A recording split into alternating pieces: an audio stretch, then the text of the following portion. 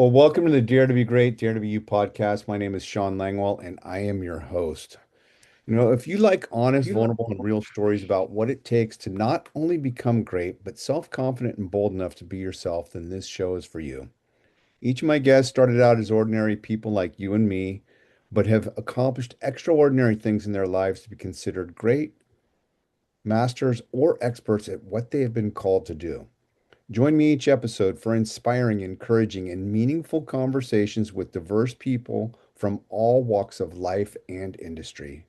Leaders and brave individuals who offer unique insights into the fields of arts, entertainment, business, finance, technology, healthcare, sports, psychology, recovery, self improvement, personal growth, and so much more.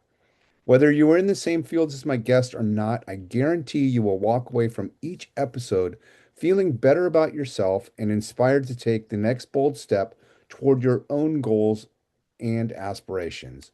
Your life will improve if you dare to be great and dare to be you. And I have a very special guest here by the name of Karl Kadie. And let me just tell you a little bit about Karl, and then we're going to have a nice conversation here. Karl Kadie is the author of two poetry collections, Revenge of Nature and The Burning House. Today, we're discussing his latest work, The Adventures of Cabeza de Vaca, a fictional depiction of the life of a Spanish conquistador. Karl's work focuses on life-changing experiences and has been published in Poetry Catalog, the Santa Clara Review, Poetry X Hunger, the Sailor's Review, Poetry Inc. Anthology, New Verse News, and multiple Redwood Writers anthologies. He lives and writes in Santa Rosa, California. Welcome, Karl. Thank you. Thank you for having me. It's my pleasure. And, for the listening audience, I had a pleasure of working with Karl from a marketing capacity with helping him out with some of the positioning for this book. And it's a short read. It reads like it's poetic, but it's also poetic prose and it's an adventure story. So let's just tell the listeners about this book because your writing is so tight. It's the metaphors in there, as I mentioned to you in person, are just phenomenal. So I want people to hear it from you, not from me, Karl. So tell them a little bit about what the book is and how you came to want to write this book. Okay. Well, The Adventures of Cabeza de Vaca is about a 16th century Spanish conquistador, Alvar Nunez Cabeza de Vaca. He became lost in the United States in 1527, and he remained lost for nearly 10 years, long before it was settled by Europeans. This experience changed him profoundly, and he accomplished a lot, but his legacy was undermined because when he returned to Spain, he had neither gold and silver nor territory for the New World. Um, and on top of that, he went on to challenge colonization and to advocate for Indian rights. Hmm. But over time, his accomplishments as an explorer have grown, and in terms of being recognized. And I structured the book as a series of fictional vignettes centered on the 7 key incidents that transformed Cabeza de Vaca. Each vignette is accompanied by an original illustration that is historically accurate, and my goal has been to make his history come alive. And let me just pause there for a sec because Sure. the structure and these short vignettes, they read like they're little mini adventure stories, but I want to come back to something that struck me because when I initially read the book, I didn't understand that this was about advocating for Native American rights. And I do want you to explore that a little bit. We haven't had anybody talk about that on this show, and I think that it's really an important um, element of the story going back to the Columbus days when Spain sent Columbus over here to conquer the quote unquote New World, and he came back with whatever he came back with. This guy came back empty-handed and no territory. But talk about his advocacy for the Native Americans. What was that conversation from some of your research, and how does it unfold within the book? Well, it's quite interesting. Cabeza de Vaca, because he became lost among the Indians, he had to become an Indian to survive. So he basically transformed himself from a Spanish noble conquistador to an Indian, and then back to a conquistador again. But he didn't return to the fold unscathed. He basically was completely transformed. And and when he got back to Spain, he wrote an account about Mm, this, which was because he didn't have anything to bring, he was empty-handed, as you said. He wrote an account of his journey and gave that to the crown. And it turned out to be sort of a minor bestseller. It's called La Relation. And in that, he he wrote all about he wrote all about the what life was like for him and his adventures. But now back to your question about Indian rights. Um, ever ever after he went back to Spain, he campaigned over and over to get another assignment in the hmm. Americas. And finally, he was appointed as governor of the southern half of South America. And when Okay. he went there, there were already a lot of Spanish nobles there. But he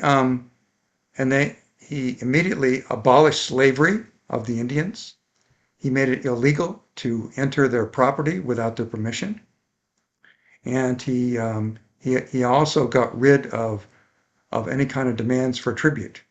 Well, the Spanish nobles who were there were very upset by this, and it was not Right. well accepted because Understandably they, so. The same thing happened in our country, right? When you had the North and the yes. South in the Revolutionary War, and people who were slave owners, predominantly in the southern states, if you will, they were like, "No, we don't want to let go of our slaves." Okay, continue. So that's an example of what he did. And then when he went back to Spain, he was the nobles arranged for him to be arrested. They said that he had violated Indian rights, which he hadn't. And so he was imprisoned, and then he was sent back to Spain to be tried again, and he was, and he was convicted, and he was sent off to Algeria to serve a sentence, but he appealed and he won.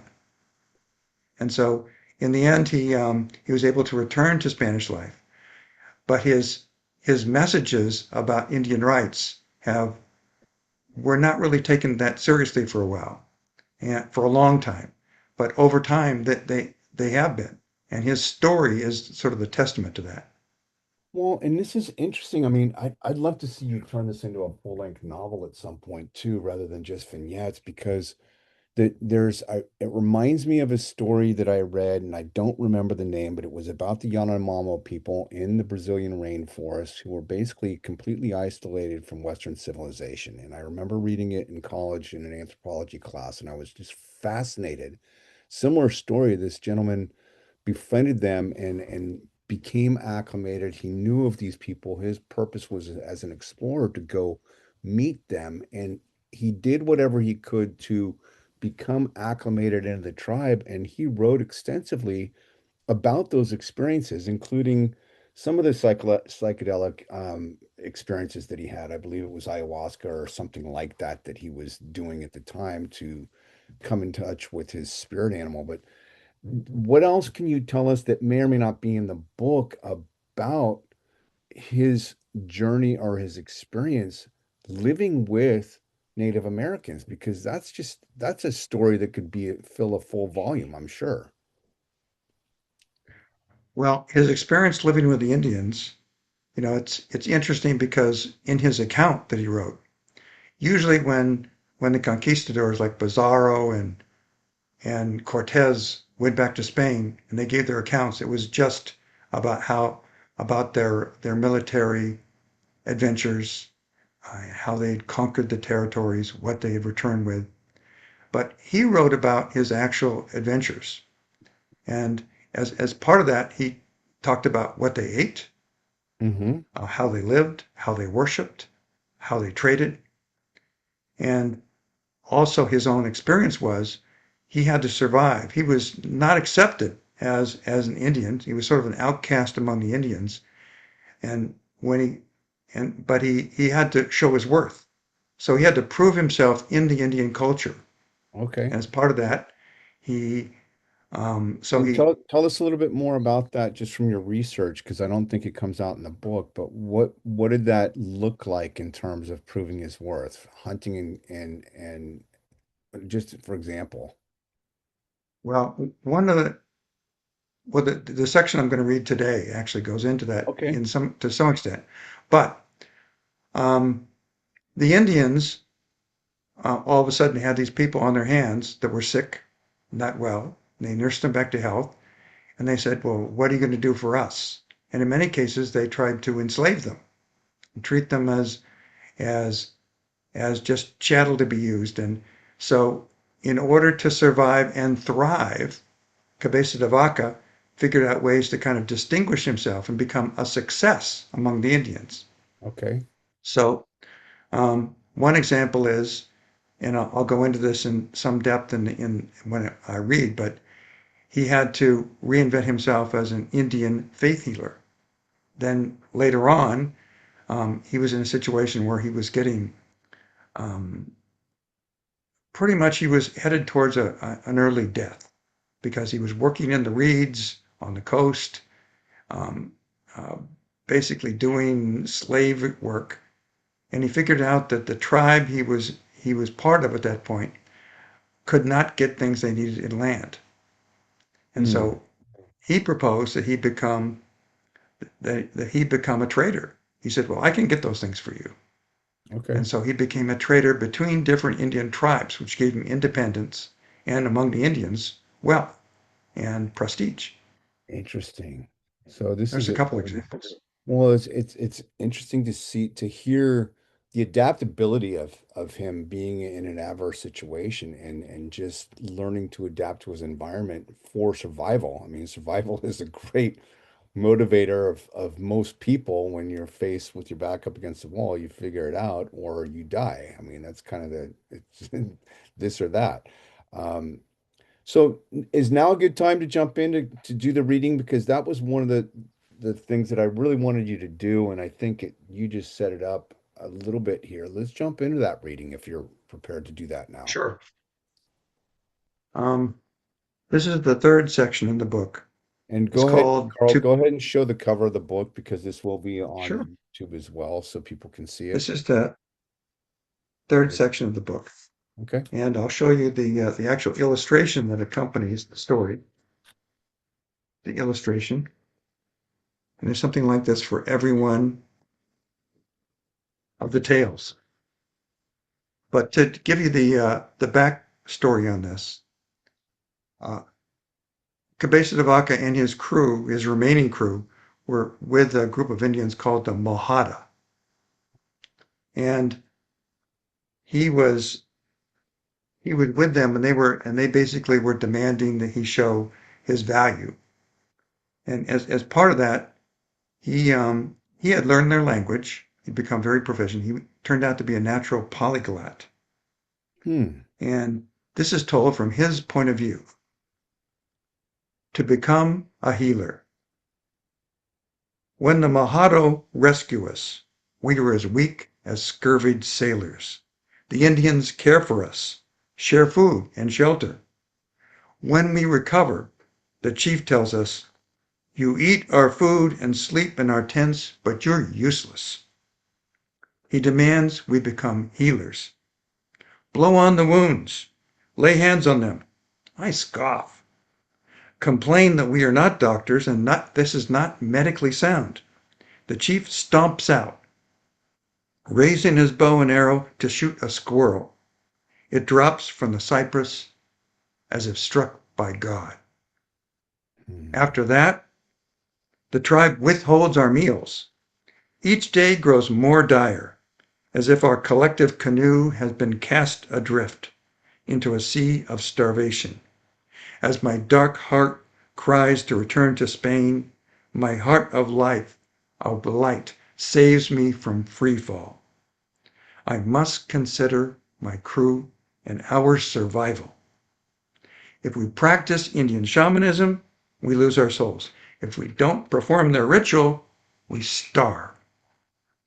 I retreat to the edge of camp to weigh our options. Animal cries and the rush of night wind are as loud as armies in battle. So loud I heard nothing from the camp.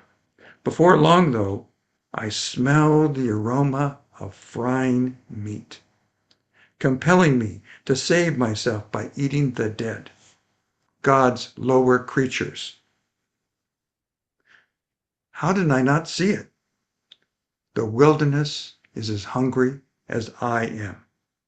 Striving to endure has kept us alive, but it hasn't kept us safe. How much do I risk by Indian faith healing? The next day, I entered the camp. I, the, the next day, I entered the tent of a hot, sweating man who clutches his stomach and spits words like musket bullets. Hmm. Unable to distinguish feverish gibberish from language beyond knowing, I put my hands on his chest and blow, saying, "Bless you, my son."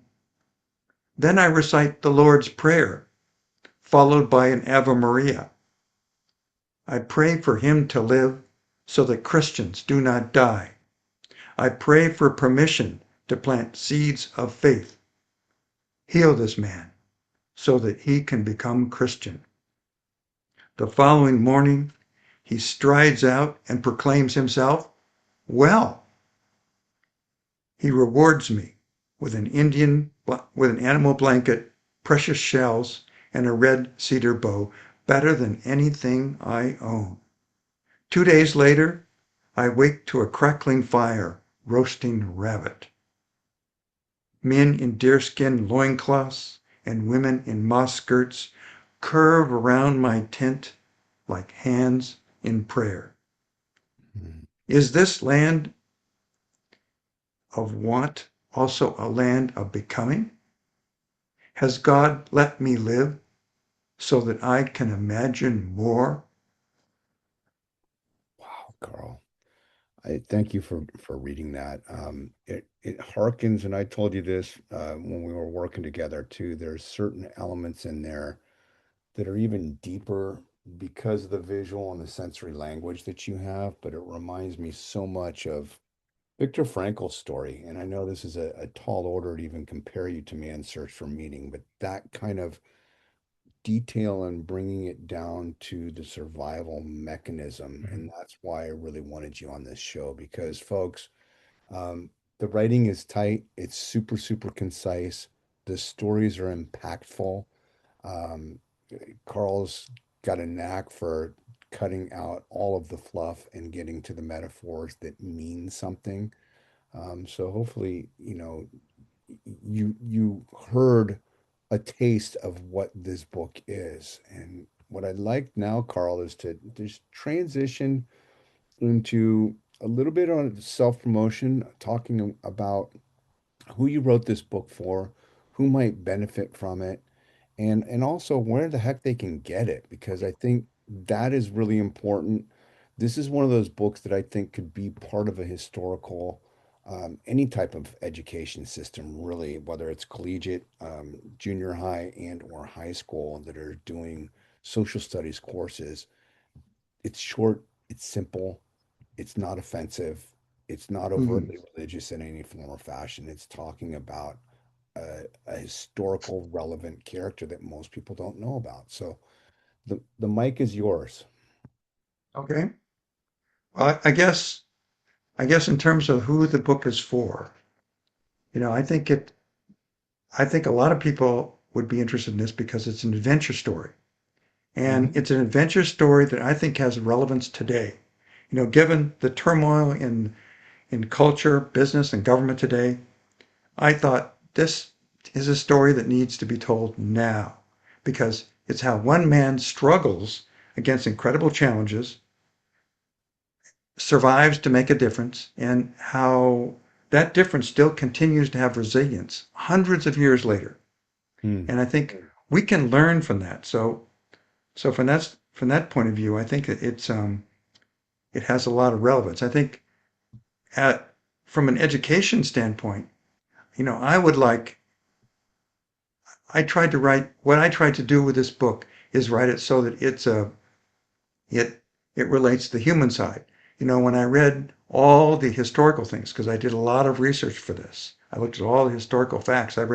After I read, I first learned about it from Rebecca Solnit, who's a San Francisco writer, and she wrote a short few paragraphs about him in a book she called A Field Guide to Getting Lost. And Hmm.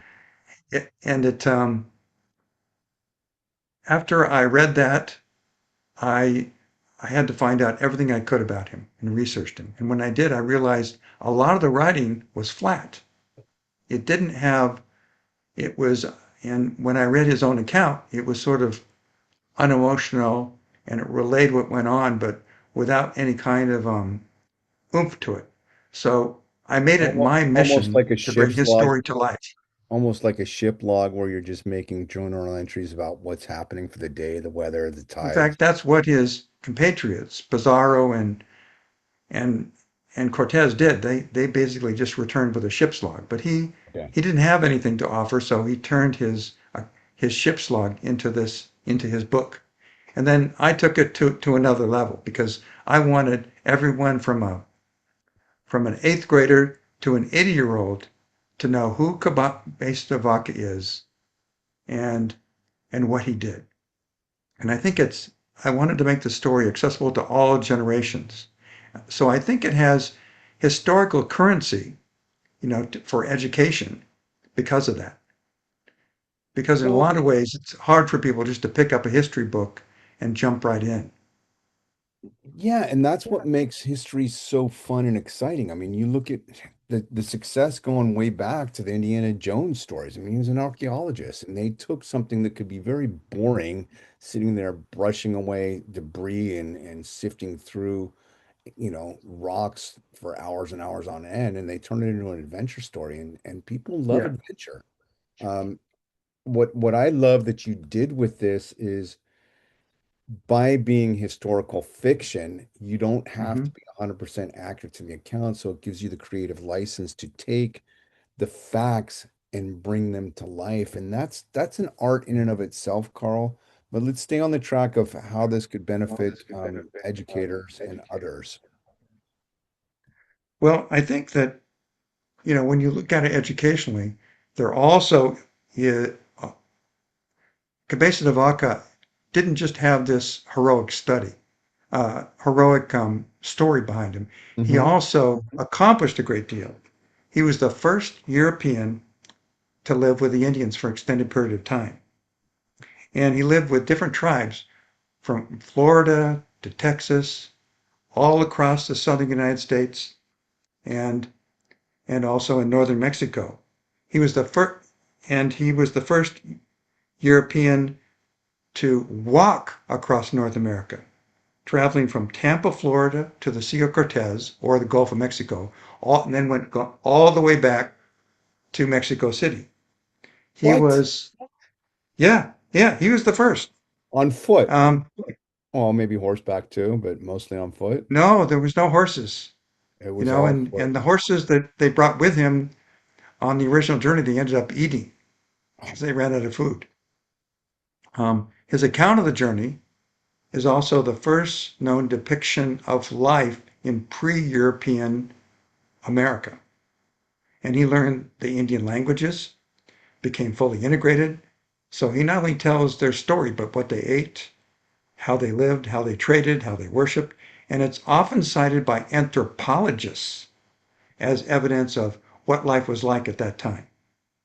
And finally, he was the first conquistador to advocate for Indian rights and put them into law, which, as I mentioned earlier, got him right. into a lot of trouble.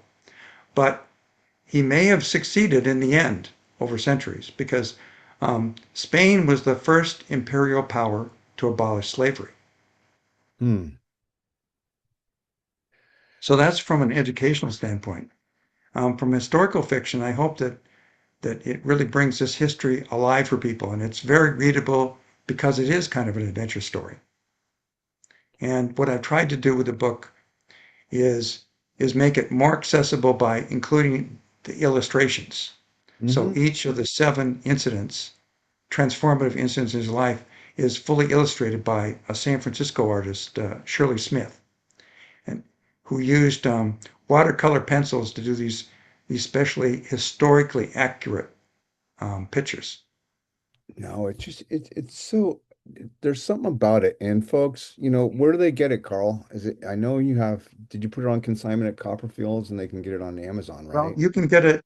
It's it, it, it isn't yet, but I think it will be on consignment at Copperfields. But they can get it from Amazon. They can order it from any bookstore, including Copperfields, and they can get it. It's available that way. And and so I'm at the early stages of the actual distribution at this point. But it is available right now through Amazon and from ordering from your bookstores.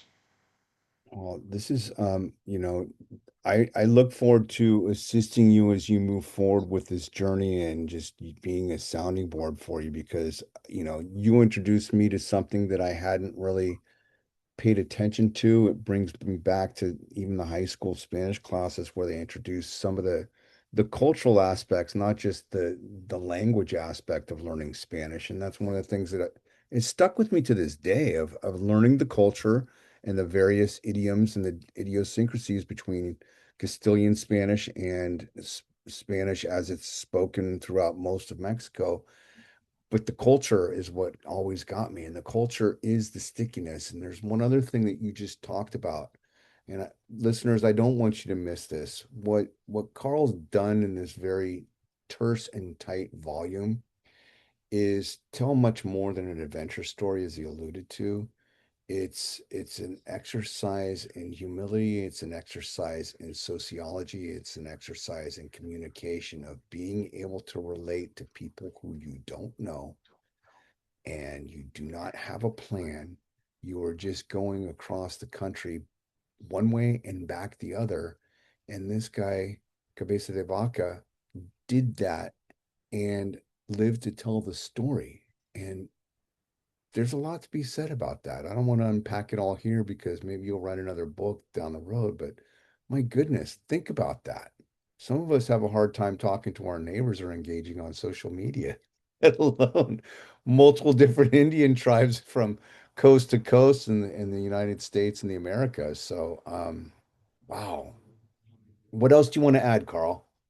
Well, when you talk about learning Spanish, I think it's interesting because I tried to depict him from his own point of view in his own culture, but he had to really break through his own culture to live with the Indians. And as part of that, he learned about three or four different Indian languages. He was fluent in multiple Indian languages, and that was a big part of it. Is to become part of the culture because he had to. He had to Hmm. learn the languages and their cultures. And but that wasn't enough for him. He had he insisted on becoming a success as well. Yeah. So he became a successful Indian as part of that. But that's also an inner drive. I mean, we don't know who he was, outside of what he's shared that you were able to find historically, but that's kind of an inner drive thing where you really want to learn to be acclimated and assimilated into a particular culture or an environment. And it's indicative of what happens often in various cultures and groups, i.e., the Writers Club that you and I are a part of. That's where we initially met. In work environments, there's a language that is still maybe English in the United States, but there's jargon that is applicable to that particular industry that people need to learn. And in order to communicate properly, we need to understand the lingo. And You do. what you're talking about here is the lingo for life.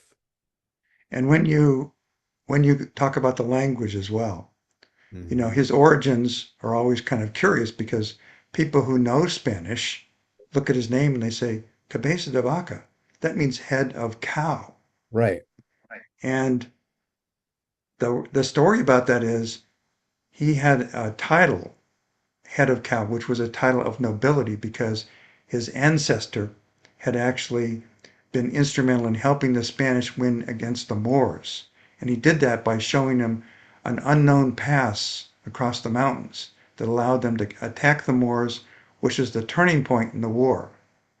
And and he did that by leaving the skull of a cow on the trail to mark where the path was. Wow. And that's how he got the title. But then he'd been resting on that title for generations. You know, he was a member of the Spanish nobility. He was rich. He had a hacienda. But as a noble, you have to have your job, and his Mhm. job became becoming an explorer and a conquistador. What a great story. So, what else do you want to add? We're going to wrap here in just in a minute or two. Again, the book is, what's the title of the book again, one more time? The title of the book is The Adventures of Cabeza de Vaca. And one thing I should note is that when you search for it on Amazon, look under my name first, Karl Kadie, Karlkadie, because that there's other historical pieces about Cabeza de Vaca. So this will allow them to find the book that I wrote. I'm And glad it's you, I'm available glad. both in paperback and in Kindle form. Perfect. And I'm glad you made that distinction because when we started working together, I had a hard time finding it. There is a larger volume there. But that's the beauty of having your name attached to a title is when you search Carl with the K, Mhm. Karl, Kadie, Kadie, and then Cabeza de Vaca, you should find the book. And Carl, this has been a true delight. All the success in the world to you as you roll this out and you get more opportunities to present the book to various audiences throughout Sonoma County and wherever else you land. Um, how do people get a hold of you if they want you to come talk to a school or anything in the education arena, if that's an option for you? Well, they can certainly contact me by email, or they can. I do have a blog spot. They can contact as well. Okay. Do you feel comfortable sharing your email here? Should they find it through your website or what's the best way? Well, my web my blog spot is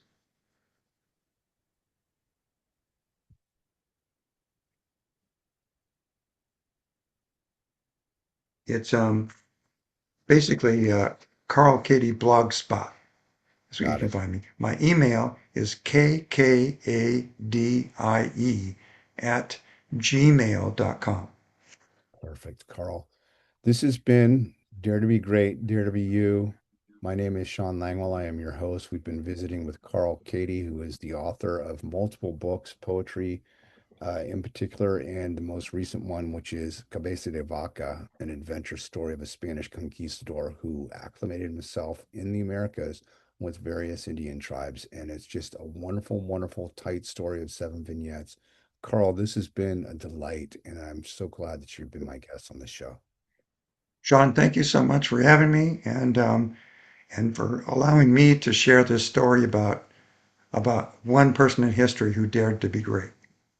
You nailed it. That's why we had you on the show. On that, folks, tune in next time. If you like the show, follow it, share it, put it out there, and this will be out in a couple weeks. And once again, my name is Shawn Langwell, and I'm the host of Dare to Be You, Dare to Be Great. Thank you.